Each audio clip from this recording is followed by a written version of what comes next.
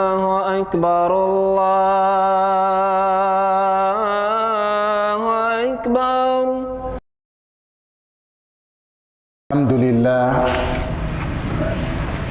الحمد لله رب العالمين. الحمد لله الذي عدد خلقه ورضا نفسه وزنة عرشه ومداد كلماته. يا ربي لك الحمد كما ينبغي لجلال وجهك وعظيم سلطانك. اللهم صل على سيدنا محمد في الأولين، وصل على سيدنا محمد في الآخرين، وصل على سيدنا محمد في النبيين، وصل على سيدنا محمد في المرسلين، وصل على سيدنا محمد في الملائكة الأعلى إلى يوم الدين. يا أيها الذين آمنوا أوصيكم ونفسي بتقوى الله، فاتقوا الله حق تقاته ولا تموتن إلا وأنتم مسلمون. يا أيها الناس اتقوا ربكم الذي خلقكم من نفس واحدة وخلق منها زوجها وبث منهما رجالا كثيرا ونساء واتقوا الله الذي تساءلون به والأرحام إن الله كان عليكم رقيبا. أما بعد, louange à Allah subhanahu wa ta'ala, le Seigneur des mondes. Louange à lui d'une louange parfaite. Nous le louons, lui Allah subhanahu wa ta'ala, qui a rendu sacré les liens du sang et qui a mis sa sacralité dans l'union entre une femme et un homme à travers le mariage, lorsqu'il dit وَمِنْ آيَاتِهِ أَنْ خَلَقَ لَكُمْ مِنْ أَنفُسِكُمْ أَزْوَاجًا لِتَسْكُنُوا إِلَيْهَا وَجَعَلَ بَيْنَكُمْ مَوَدَّةً وَرَحْمَةً إِنَّ فِي ذَلِكَ لَآيَاتٍ لِقَوْمٍ يَتَفَكَّرُونَ. Il dit parmi ces signes, il y a le fait qu'il a créé à partir de vous et pour vous des épouses, afin que vous trouviez auprès d'elles de la tranquillité, du repos, as-sakina. Et il a mis entre vous l'affection, l'amour et la miséricorde, la compassion. En vérité, il y a ici une matière à réflexion, al-ayat, pour ceux qui raisonnent. Fin de citation. À travers donc cette annonce du Saint-Coran, nous entrevoyons tout l'intérêt que Allah subhanahu wa ta'ala attache ou réserve aux liens conjugaux et la nécessité de les préserver. Au demeurant, nous remercions ce Seigneur-là, Allah subhanahu wa ta'ala, pour ses innombrables bienfaits, autant de fois qu'il a fait des créatures sur la terre et dans les cieux. Et nous le louons autant de fois que cela lui convient. Nous le louons autant de fois que pèse son immense trône, et nous le louons autant de fois que vaut sa parole immense. Nous demandons à ce Seigneur-là de guider nos cœurs vers ce qui nous mène à lui-même et nous préserver des tentations de notre âme charnelle, de notre nafs et des conséquences de nos mauvais ajustements. En vérité, celui qui bénéficie donc de la guidance d'Allah subhanahu wa ta'ala, nul ne peut le détourner, alors que celui qui l'abandonne à lui-même ne saura trouver la voie du salut. Et j'atteste qu'il n'y a point de divinité qui mérite d'être adorée hormis Allah l'unique sans associé. Et j'atteste que Muhammad sallallahu alayhi wa sallam est son serviteur bien-aimé et son messager bien guidé. Que sa paix et sa miséricorde se déversent en abondance sur ce noble messager Muhammad sallallahu alayhi wa sallam, sur les membres de sa sainte famille, sur ses fidèles compagnons, ainsi que sur toutes celles et tous ceux qui leur emboîteront les pas dans la voie de la foi en Dieu l'unique jusqu'au jour de la reddition des comptes. Amen. Ô vous qui portez donc la foi en Dieu l'unique, je vous invite ainsi que ma propre personne à la crainte réelle d'Allah subhanahu wa ta'ala, et que nul d'entre nous ne trouve la mort qu'en étant entièrement soumis à Allah, entièrement musulman. Chers frères et sœurs dans la foi, nous voudrions aujourd'hui aborder un thème crucial qui est celui donc des conflits conjugaux. Tant il devient de plus en plus courant qu'à peine un homme et une femme se sont unis par le mariage, qu'ils pensent déjà au divorce. Tant les mésententes dans les couples deviennent de plus en plus fréquentes et même complexes, et le divorce se banalise avec son cortège de détresse qui se conjugue au rythme donc des incompréhensions, sinon au rythme finalement des souffrances dans les familles. Ceci a commencé par les deux époux, sinon les deux ex-époux, leurs enfants parfois, et cela se poursuit par des frustrations et des accusations même dans les belles familles qui deviennent comme des vilaines familles parce que finalement on ne les porte plus dans le cœur. Ceci aux yeux donc des amoureux d'hier qui sont devenus des gens qui se haïssent aujourd'hui. Que Dieu nous en préserve. Face à une telle situation qui se perpétue et se multiplie de là-bas jusqu'ici, qu'est-ce qu'il faille faire? Une grosse question à laquelle il faut naturellement trouver, sinon nécessairement trouver une réponse. Heureusement que la religion qu'Allah Allah subhanahu wa ta'ala a mis entre nos mains, sinon sur le chemin duquel il nous a mis, qui est l'islam, est une religion parfaite. Rien n'a été oublié, rien n'a été négligé. C'est pourquoi nous voudrions ici nous souvenir de quelques éléments importants, de quelques dispositions importantes donc de l'islam à la matière, et vous les rappelez, ceci en matière de gestion des conflits conjugaux.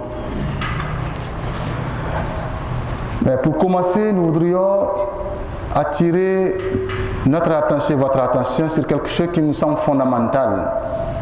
De ne jamais oublier que l'islam, c'est avant tout la paix. Et nous disons du reste à Allah subhanahu wa ta'ala, Ya Allah anta salam, wa minka salam, wa ilayka yajiru salam, tabarakta wa ta'alaita, ya zal jalali wal ikram, comme pour magnifier que nous sommes attachés à cette source première qui est la source de la paix, qui est Allah subhanahu wa ta'ala.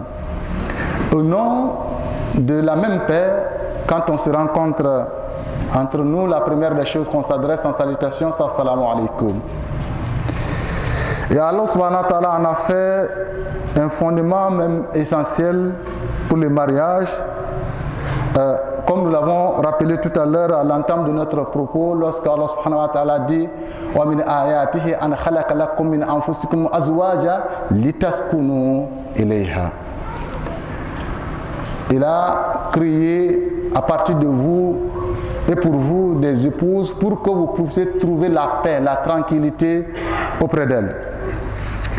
Et ces deux éléments que Dieu met en exergue, al-mawaddatan wa rahma, que sont l'amour, l'affection et également la compassion, sinon la miséricorde, sont pour nous comme deux axes de construction de cette paix durable dont tout foyer normalement de croyants a besoin. Inch'Allah, nous allons y revenir.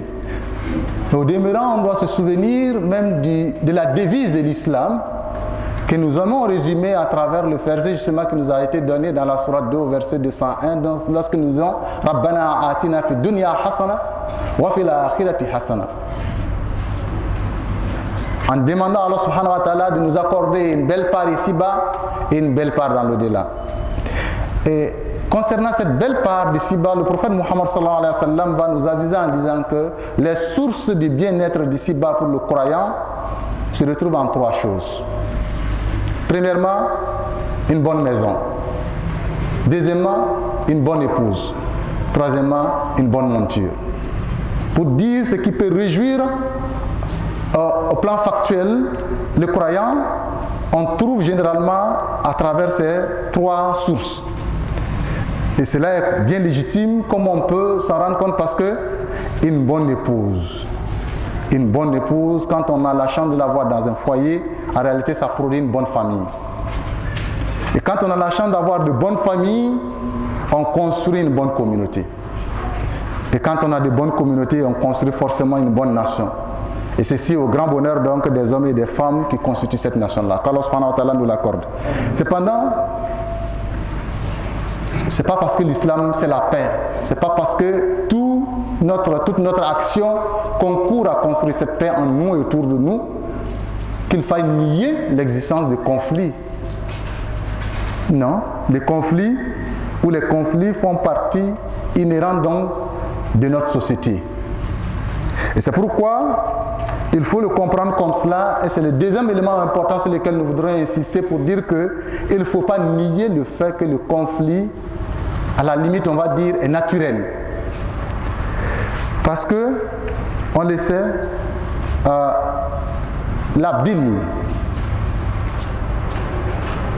au niveau donc d'un animal qu'on tue, un bœuf, un mouton ou bien même un poulet, la bile qu'il y a à l'intérieur, ça fait partie intégrante de la viande de l'animal qu'on tue. Et particulièrement au niveau du foie, c'est que la viande est intéressante a priori, hein, Inch'Allah, s'il n'y a pas une contre-indication au plan santé, c'est une bonne chose on va dire, et surtout le foie. Mais attention, lorsque la bile se déverse sur la viande, qu'est-ce que ça donne? C'est sûr que ce n'est plus aussi agréable, sinon que ce n'est pas agréable. Donc le problème n'est pas que la bile est dans la viande, le problème c'est comment on l'extirpe. C'est comment on extirpe cette bile-là de la viande pour avoir justement la saveur de cette viande-là et naturellement se débarrasser de cette bile-là.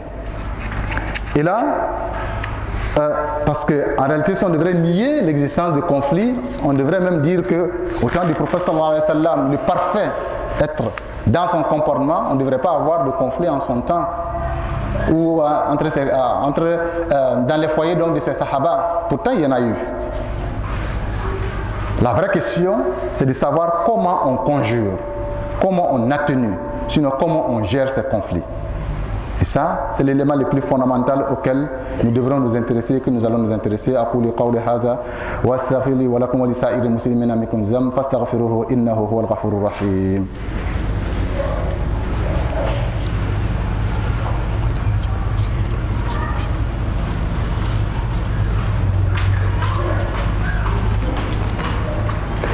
الحمد لله رب العالمين والصلاة والسلام على سيدنا محمد النبي الأمي وعلى آله وأصحابه ومن تبعهم بإحسان إلى يوم الدين. Louange à Allah subhanahu wa ta'ala qui a fait du bel agir un moyen certain qui conduit à la perfection, à l'ihsan, et en a fait même une source certaine de purification et de bonheur pour le croyant. Nous demandons à ce Seigneur-là de répandre sa grâce et sa miséricorde sur l'imam des envoyés Muhammad sallallahu alayhi wa sallam et sur l'ensemble des croyants et des croyants d'avant, d'aujourd'hui et de demain, Inch'Allah. Nous demandons également à ce Seigneur-là de nous donner une bonne compréhension de notre religion et de faire en sorte que nous puissions vivre cette religion-là avec la sagesse qui l'embellit et de nous faciliter le cheminement qui mène à lui et de nous imbiber le cœur de son amour à lui et de l'amour de son prophète Muhammad sallallahu alayhi wa sallam, de l'amour de celles et de ceux qui aiment Allah et son prophète Muhammad sallallahu alayhi wa sallam. Chers frères et sœurs en islam, comment gérer le conflit? Mais il est important de notre point de vue, pour gérer le conflit, le premier élément important, c'est d'abord de savoir comment prévenir le conflit. Parce qu'il faut qu'on apprenne justement à prévenir. Cela nous permet de mieux gérer la situation. Comme on le dit, il vaut mieux prévenir que de guérir.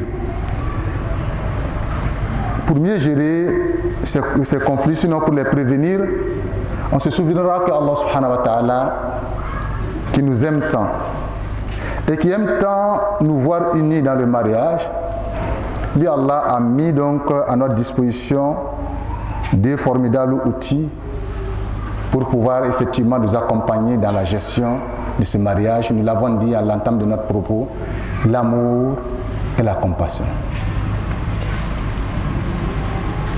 Mais peut-être avant d'aller loin, Ça, c'est ce qu'Allah subhanahu wa ta'ala a mis entre nos dispositions. Mais avant ça, il est bon, surtout qu'on est dans un milieu de jeunes, d'insister sur un élément important qui peut nous aider fondamentalement à pouvoir gérer les conflits, parce que par moment, la source des conflits, c'est les incompréhensions. C'est les humeurs qu'on n'arrive pas à gérer ensemble. C'est le fait qu'on n'arrive pas à se comprendre.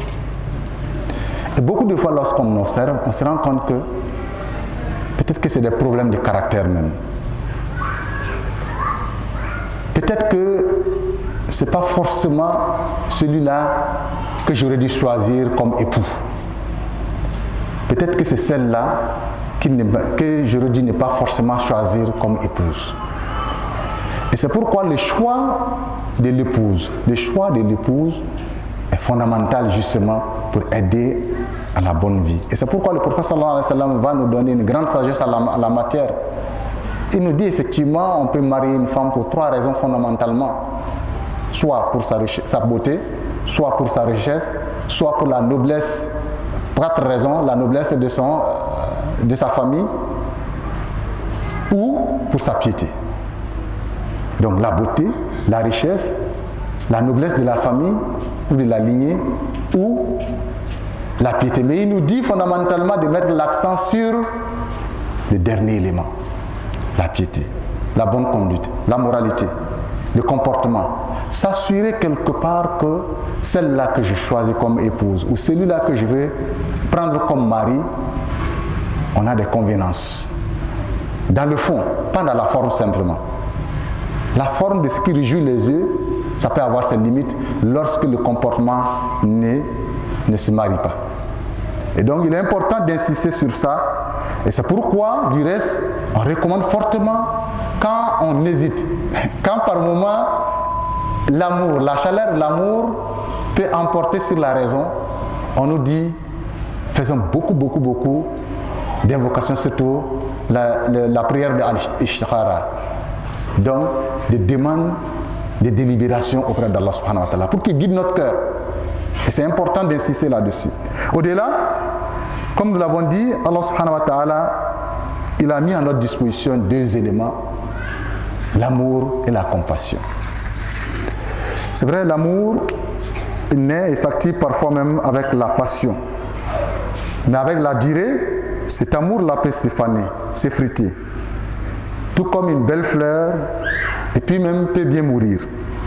Et c'est pourquoi il est important de savoir qu'il faut entretenir cet amour-là comme une belle fleur justement, l'embellir et l'arroser de cadeaux, enlever souvent les mauvaises herbes qui peuvent être tout autour, protéger ça contre les moutons et les chèvres. J'insiste là-dessus. Protéger ça contre les moutons et les chèvres, les animaux qui pourraient dévorer cette belle fleur-là. Et l'entretien de cet amour-là, par moments même, fait le lit de la miséricorde qui sous-tend dans la durée. Parce que des fois, au moment où le carburant de l'amour pourrait ne pas suffire, il faut forcément que celui donc de la miséricorde nous accompagne au mieux. Et c'est pourquoi il est bon de savoir que fondamentalement quelque chose d'important dont on doit se souvenir tout le temps. De savoir avec celui avec qui je suis, que j'ai choisi, une femme ou un homme que j'ai choisi de vivre, celui que j'ai choisi de vivre avec lui en tant que conjoint. Au-delà de notre volonté, de savoir qu'on n'est pas seul. On n'est pas seul dans l'environnement qui est le nôtre. Satan est là. Et de savoir que la cause première de nos conflits, y compris les conflits conjugaux, c'est malheureusement Shaitan. Parce que c'est lui qui vient insuffler dans l'oreille de l'un ou de l'autre ces mauvaises paroles, cette insubordination même, ou cette indignation de l'un envers l'autre. Et on doit se souvenir de ce que Jabir alayhi salam, Jabir radiallahu anhu, c'est un sahaba, Jabir donc, qui rapporte d'après le prophète Muhammad sallallahu alayhi wa sallam ceci. Il dit Iblis il pose son trône sur l'eau et il envoie donc ses suppôts, ses troupes, donc aller à la rencontre donc des fils d'Adam. Et il va récompenser celui qui aura fait la meilleure œuvre et les rapprocher de lui. C'est ainsi qu'au retour, chacun rend compte de ce qu'il a fait. L'un va lui dire, bon, oh, moi j'ai fait ceci, j'ai fait cela, beaucoup de choses, plein de choses. Pour me raccourcir dans le récit, il dit, tu n'as rien fait. Mais quand enfin, celui-ci là va s'approcher et dire, moi, je l'ai amené à délaisser ou à se séparer de son épouse ou de son époux. Il va dire, tiens, voilà, tu as fait la meilleure œuvre. C'est excellent. Ces hadiths rapportés par Muslim nous donnent toute la quintessence de la vilainie de ce qui est de la séparation d'un homme avec une femme. Au-delà de comprendre que les insufflations de Satan, c'est ça qui est la cause première des conflits qu'on a. Alors donc, nous avons finalement à nous poser, sinon à nous engager, de dire, est-ce que nous allons continuer à donner raison à Iblis, Shaitan et ses suppôts, à nous malmener dans nos foyers, ou bien nous allons prendre la ferme décision, la résolution donc, de les chasser de notre milieu. Il est important effectivement de savoir cela. Et justement, pour y arriver, un élément aussi important à se souvenir souvent, de comprendre que le meilleur refuge contre Satan, vous le connaissez tous, c'est le recours à Allah subhanahu wa ta'ala. Ne jamais oublier que le recours à Allah subhanahu wa ta'ala est un élément fondamental dans la construction de la paix dans nos familles. À travers des invocations, à travers les écrits. Il ne faut pas que cela se limite lorsqu'on est à la recherche d'un époux ou bien à la recherche d'une épouse. On fait beaucoup de doigts pour avoir une épouse. On fait même comme on le dit par moi, Ishqara pour avoir un époux, une épouse. Mais après on oublie d'invoquer Dieu parce qu'on pense que tout est fini. Mais justement, tout est à construire à partir du moment où on est ensemble.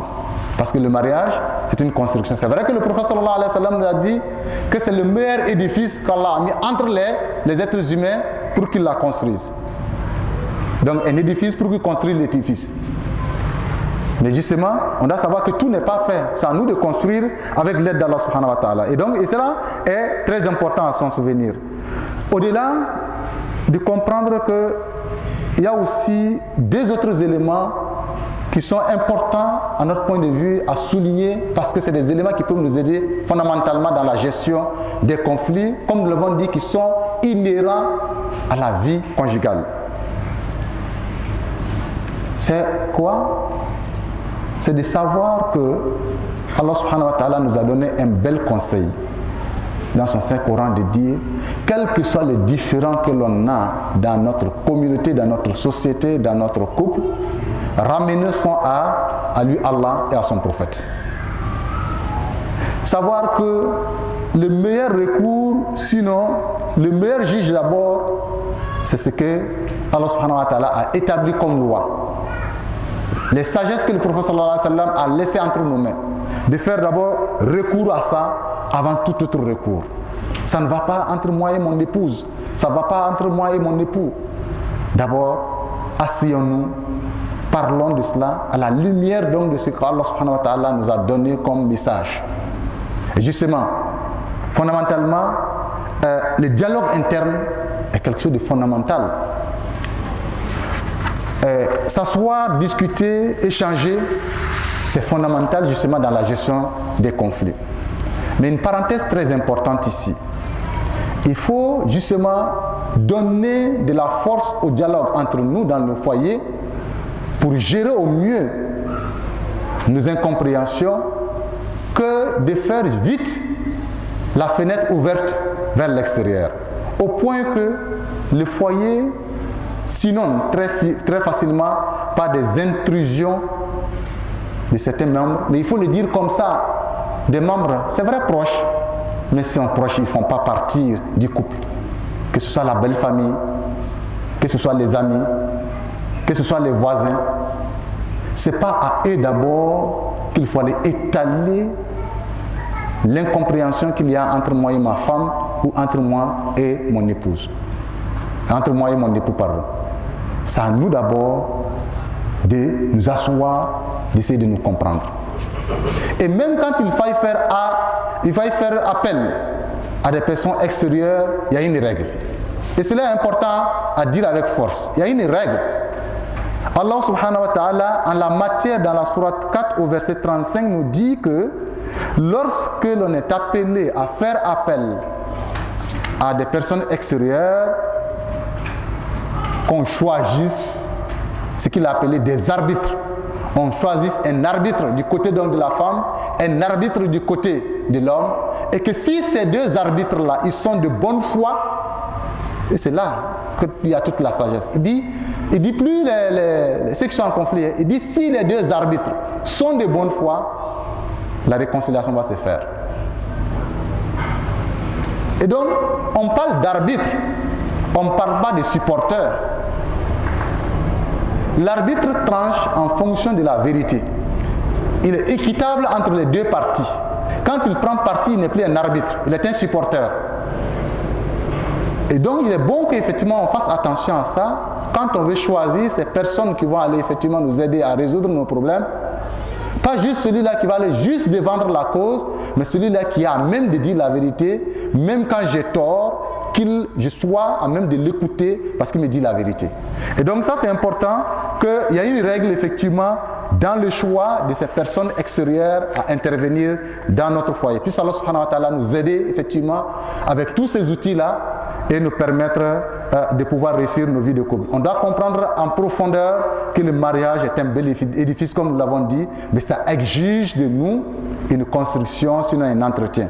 Et que au moment où nous appelons de tous nos voeux la paix, la réconciliation dans notre pays, il faut qu'on comprenne aussi que cette réconciliation, elle doit normalement, cette paix-là doit partir d'abord de la paix, la réconciliation dans nos familles, dans nos foyers, dans nos communautés, pour se réjaillir normalement dans toute la nation. Puisse Allah subhanahu wa ta'ala nous aider à cela et puisse-t-il faire en sorte que toutes ces difficultés qui sont les nôtres aujourd'hui, depuis nos foyers, depuis nos villes, nos quartiers, jusqu'à la nation, puisse Allah subhanahu wa ta'ala nous aider à pouvoir effectivement trouver solution à tout cela.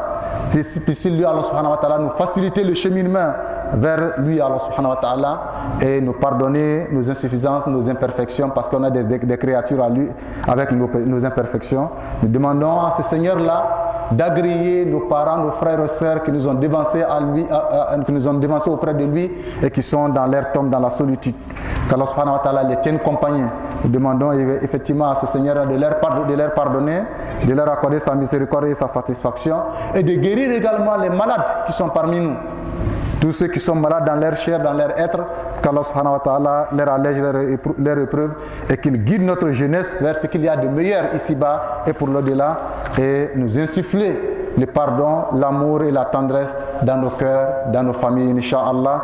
Demandons à ce Seigneur-là, qui est le Seigneur de la paix, de répandre la paix, la sécurité, la sérénité dans notre pays, dans notre continent, dans le monde entier. Inch'Allah. Rabbana taqabbal minna innaka anta samiul alim wa tub alayna ya maulana innaka anta tawwabur rahim. Allahumma inna nas'aluka bi anna nashhadu annaka anta Allah la ilaha illa anta al-ahad as-samad lam yalid wa lam yulad wa lam yakul lahu kufuwan ahad. Rabbana atina fid dunya hasanatan wa fil akhirati hasanatan wa qina adhaban nar wa adkhilna al-jannata ma'al abrar ya aziz ya ghafur ya rabbal alamin. Rabbana hab lana min azwajina wa dhurriyyatina qurrata a'yunin waj'alna للمتقين إماما ربنا هب لنا من أزواجنا وذرياتنا قرة أعين واجعلنا للمتقين إماما ربنا هب لنا من أزواجنا وذرياتنا قرة أعين واجعلنا للمتقين إماما اللهم إنا نسألك من الخير كله عاجله وآجله ما علمنا منه وما لم نعلم ونعوذ بك من الشر كله عاجله وآجله ما علمنا منه وما لم نعلم وأنت المستعان وعليك البلاغ ولا حول ولا قوة إلا بالله العلي العظيم سبحان ربك رب العزة عما يصفون وسلام على المرسلين والحمد لله رب العالمين قوموا إلى الصلاة